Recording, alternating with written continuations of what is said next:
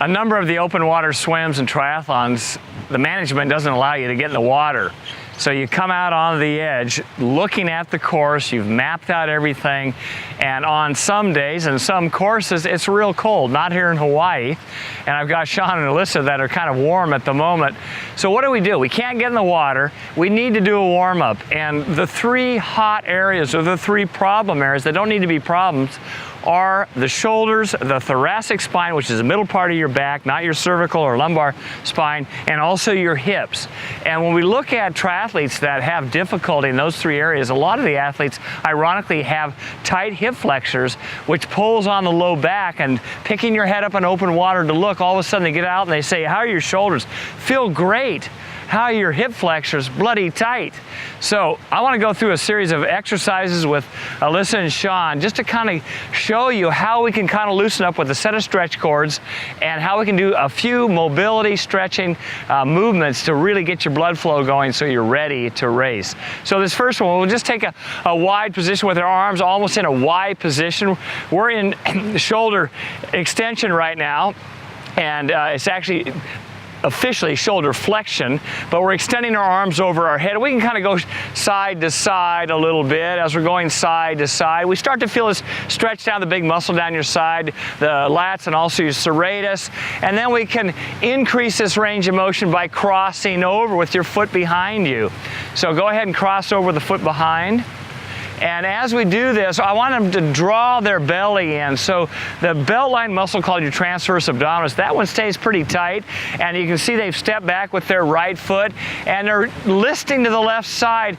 Squeeze that right glute a little bit. Now we can't see this on camera, but by squeezing that right glute, the back leg, that stretches that hip flexor, and come back to your height of about your shoulder and down again, same side. And we can do several repetitions. My suggestion is that when you're doing this, that you do about 10 to 15 to each side. But let's go to the other side. So come back to center, let's shift to the other side, cross your other leg over, left foot back, and we're gonna come all the way down. And you can bring that hand all the way down to your thigh and bring it back up to your shoulder. And then down again, and tip, tip, tip, squeeze that back foot glute. So your left glute is tight, and then we relax it, and it's a contraction, relaxation, contraction, relaxation. Arms up over your head again. Let's reach up nice and high. Let's take that stretch cord and move it behind you. And Alyssa's real hypermobile, so I want people to stop where they feel the stretch cord just on your shoulder blades, your scapula in the back. And we're going to take this movement, first setting it up by having your hands supinated or facing the sky. And as they go forward, you're going to rotate your palms down. Hands are going to go together. And you can see they're really rounded. That's called protracted. And as they're protracted and now coming back to a little bit of retraction as they come all the way back, that allows that scapula, your backbone, to move around that rib cage, which is really one of the keys in nice mobility on that freestyle swim. So we go back and forth as we're doing this. Beautiful. And it's a really nice stretch. It feels fantastic as you're doing this. Very, very nice. Okay, and again, some are 10 to 15 repetitions. You can combine these in order. Once we've done this, then we go to freestyle. We replicate the freestyle motion, and if you have a partner like Sean and Alyssa, you can tag team up on this, or you can put this around a tree or a post and do a freestyle stroke. And again, we want to think freestyle. You can actually put your breathing in this, but let's just start by bending over, arms out front, hands high, and we can just alternate our arms with a high elbow set, just like on freestyle stroke. And we start off slowly to begin with, making sure our back and our shoulders are engaged and our core is nice and solid when we're doing this. Now we can bring up the speed of movement a little bit. And don't worry about if you're not in synchrony, because now you're having to stabilize your core, and that's a good thing. That requires a little more energy, and what we're trying to do is warm up. So we're going back and forth. 30 to 50 reps of this, you're ready to go. It doesn't want to be a strength exercise where you're pre-fatiguing yourself. You just want to make sure you go through the specific muscular movement. Okay, let's relax, and let's go ahead and come back together, and let's ditch those cords. And let's just finish up with a little bit of hip mobility motion. And when we do this, I really like the hip mobility and a little bit of stretching. So let's go ahead and spread your legs wide to start with. And we're going to be very gentle when we come down. It's almost like we're hinging at the hips and bringing our hips back like we're sitting on a stool.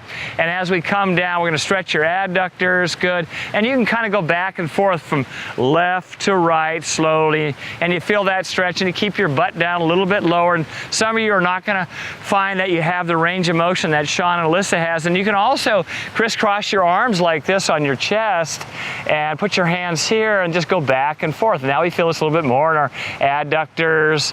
Good. We won't do too many. Let's go ahead and shift with your left foot pointed forward. Right foot turns 9 degrees and is pointed straight back. Go ahead and point that right foot straight back, Sean.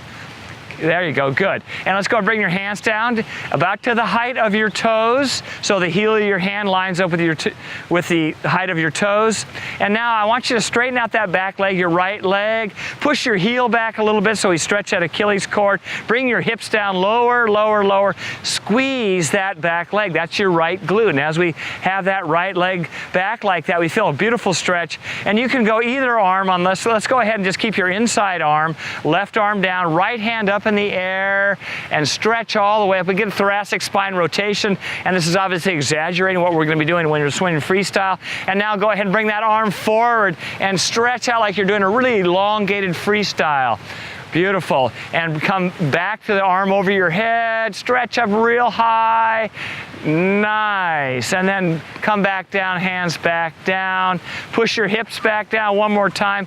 Let's externally rotate that left knee. Let it go to the outside. Push your hips down, and you can kind of govern the load on this. So we feel a beautiful stretch through your whole core. Obviously, we feel this in your hip joint, that ball joint that you have in your hip, and this feels wonderful to start with. Okay, let's come back to center. Go ahead and stand up and relax. Obviously, we want to do this on both sides. And a really nice, easy warm-up that you can do, and you can change the speed of movement. But remember, on the warm-up in the morning before all these swims, these open water swims or triathlons that you're doing, start off slowly. Don't do any bouncing or huge ballistic type stretching. Make it fluid, get your body temperature up. And Sean and Alyssa are sweating nicely right now here in Hawaii, so they're well warmed up. I hope that helps.